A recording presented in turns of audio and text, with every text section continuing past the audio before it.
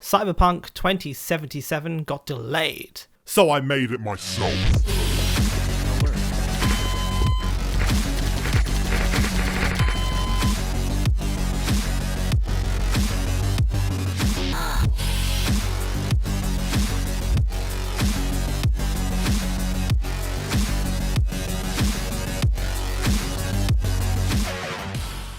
In order to make my own janky version of Cyberpunk, I need some 3D game art. Cinti Studios has a whole asset pack of a futuristic city, which is perfect. It actually has a demo scene. Like, hell am I going to put my own together? Let's just use this. Now all we have to do is program everything, right? Wrong.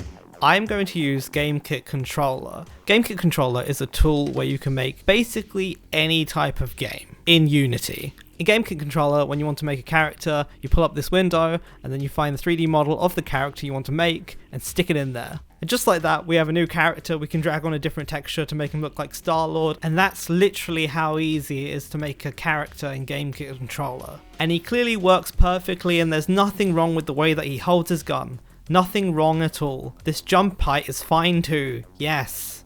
I'm not really a fan of this hard edge, low poly look. I'm also not a fan of how only 30% of you are subscribed, so fix that. Instead of the edges looking like so harsh, I would like it to look a little bit more toon-like, but I'm dumb and I don't know how a toon shader works, so I'm going to do it with lighting. First we can disable the directional light, then we're going to delete the skybox and not light via the skybox at all and light via a colour, which will be white. As you can see, this is very toon-like and flatly shaded. I would like to see a little bit of detail from the geometry, so I'm going to switch the environment lighting to be a gradient, and on top I'm going to have a pink light, and below I'm going to have a cool blue light, so I'll be able to just about see a tiny little bit of detail from the 3D models. After quite a bit of tweaking, it's looking pretty good. It's not too pink, it's not too blue, it's looking very toon-like, with a little bit of highlights at the top of models and a little bit of lowlights at the bottom. However, when you do flat shading, you lose a lot of depth perception. So there's quite a lot of background detail here, but you can't really tell without looking what exactly is in front of what. You can when you move around, but it's quite disorienting. A trick in cinema is to add a little bit of fog, and here if we add a little bit of fog, you can clearly tell what's in front of what. We need something to shoot at, so let's whip up an enemy real quick. In GameKit Controller, enemies can actually follow a little path, so I can make patrolling enemies. Why stop with just one when you can make many? I decided to make companion AIs to help me fight the enemies. He reminds me of Kif from Futurama, so I'm going to call him Kip. Companion AIs can be activated via the dialogue system, which is pretty cool. And when you activate them, they will follow you, and in the presence of enemies, they will actually fight the enemies. Kip, you monster. What have you done? GameKit Controller comes with a basic car, and the nice thing about the GameKit Controller car is that when you have a companion AI and you get in the car, the companion AI becomes a passenger. This is so good. It's so good. But the car is pretty basic looking and it doesn't quite fit the scene. I kept all the logic of the car, but I swapped out the asset for a Cinti car. So now the car fits in the scene. In GTA, there are special vehicles that have like functional purposes, such as the tow truck, and I wanted Cyberjunk 2020 to have a functional vehicle.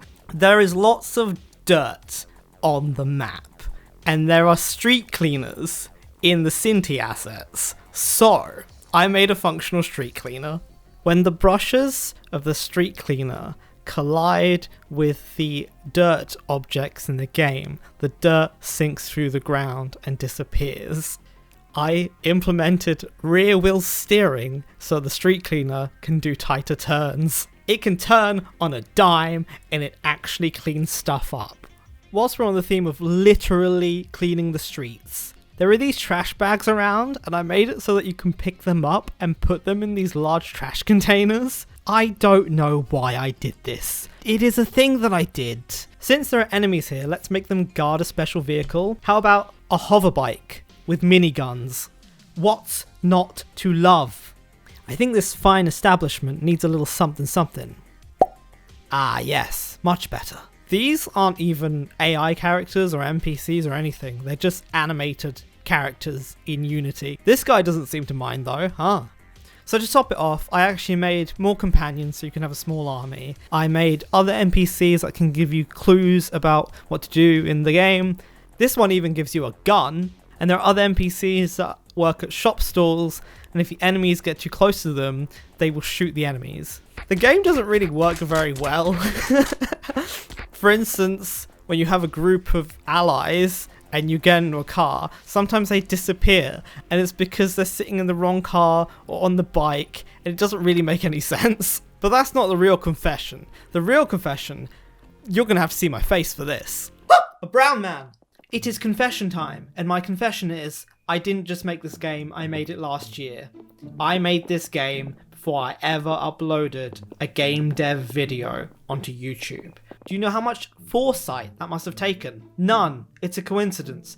I made this game for my master's project at university. This got me a qualification. It got me a first. How did this come about? Well, I asked them, how can I make a game and get a good grade? And they said, make GTA. So I made GTA in the future. I handed this in with the strip club and I got a first. And now in 2020, I am making a video on it for them sweet, sweet views. You've got to respect the hustle. Lord knows why you'd want to play this, but if you do, please put in the comments that you want to play it, and I might just put it on itch.